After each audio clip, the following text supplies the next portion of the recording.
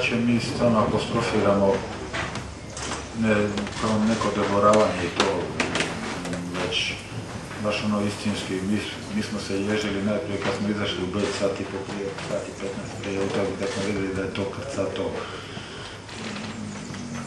Pokazivali smo jedan drugome od igrača preko stožera, ja njemu, on meni. To je stvarno fenomenalno. Očekivali smo to jer smo znali da nas prate, da su bili u Francuskoj, u Portugalu, u Engleskoj, da dođu i u Estoniju i Andoru i prilike smo znali da će naši ljudi kao su sposobni doći do karata. Ja se još to ne doda da je prvenstvo blizu, fakto tu, pred vratima. Očekivali smo, ali isto smo bili zapanjeni. I oni su stvarno naša ona ogromna podrška.